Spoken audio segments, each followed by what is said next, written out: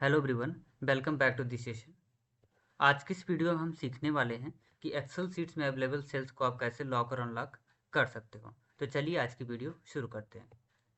Video में पहला topic में जो आपको बता देता हूं कि जो हमारे एक्सेल शीट में अवेलेबल सेल्स होते हैं वो ऑलरेडी लॉक होते हैं। इसको चेक करने के लिए आप किसी भी सेल पर राइट क्लिक करिए और यहाँ पर आपको आना है फॉर्मेट सेल्स में। और यहाँ पे एक डायलॉग बॉक्स ओपन होगा। यहाँ पे प्रोटेक्शन सीट पे जब आप क्लिक करोगे, प्रोटेक्शन पे जब आप क्लिक करते हो तो आपको दिखेगा कि आपका सेल ऑलरेडी लॉक है।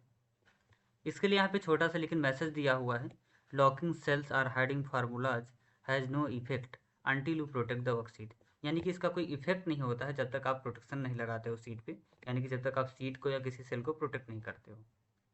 तो चलिए देखते हैं कैसे लॉक होता है और कैसे अनलॉक होता है, ये सारा कॉम्बिनेशन कैसे बैठता है, इसको हम चेक करते हैं।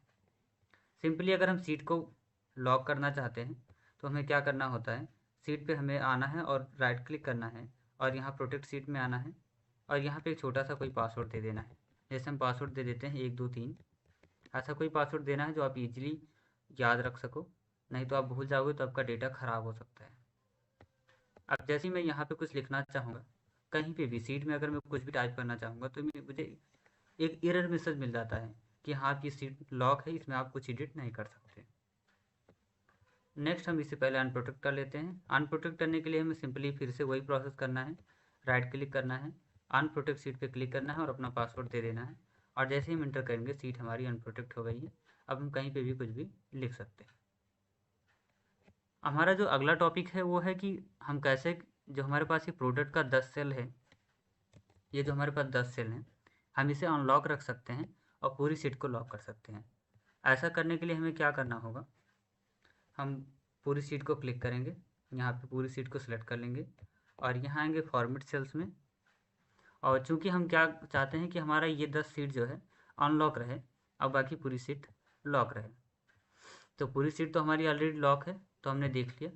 अब हम क्या करेंगे, इन 10 सेल्स को अपने अनलॉक कर लेंगे। मैच फंक्शन यहाँ से आएंगे हम और फॉर्मेट सेल्स में आएंगे, 10 सेल को सिलेक्ट किया, फॉर्मेट सेल्स में आए और यहाँ पे इसे अनलॉक कर दिया। अब हम फिर से फार्मूला प्रोटेक्ट सीट का लगाएंगे, 1 2 3 और कंफर्म करेंगे पासवर्ड को। अब आप देखोगे तो हमारी ये सीट तो लॉक हो गई, हम कहीं पे भी कुछ लिख नहीं पा रहे। लेकिन अगर हम इसमें कुछ एंट्री करना चाहें तो यहाँ पे हम एंट्री कर सकते हैं। जैसे मैं कुछ भी यहाँ पे एडिट करना चाह रहा हूँ, एडिट कर सकता हूँ। 10 सेल तक तो मैं एडिट कर लूँगा, जैसे ही मैं 11वें सेल पे जाऊँगा कुछ भी इंटर करूँगा मेरे पास वही सेम एरर आ जाएगा। तो ये होता है कि हम 10 सेल को कैसे अनलॉक रख सकते हैं, बाकी पूरी सीट को लॉक कर सकते हैं।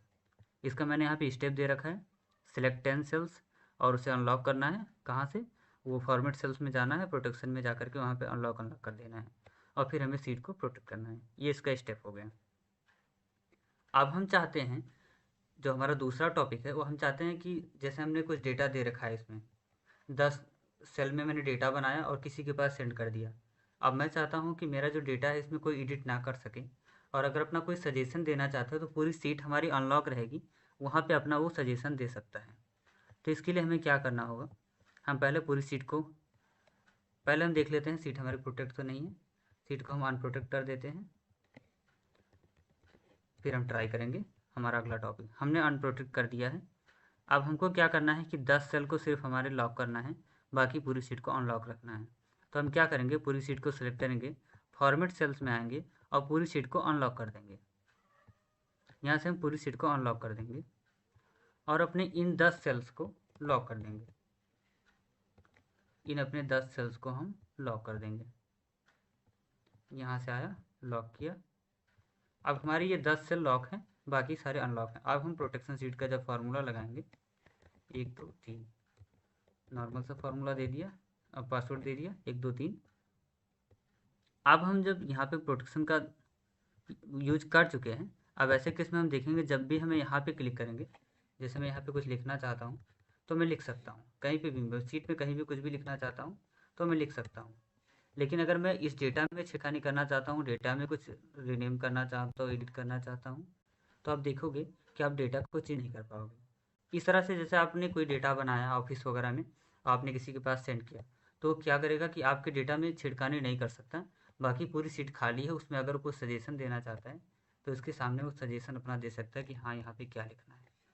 तो इस तरह से होता है कि कैसे आप किसी भी सीट में किसी भी सेल को प्रोटेक्ट कर सकते हो, सीट को कैसे प्रोटेक्ट कर सकते हो और कैसे अनप्रोटेक्ट कर सकते हो। आज की वीडियो में इतना ही, फिर मिलते हैं नेक्स्ट वीडियो में। Thanks for watching.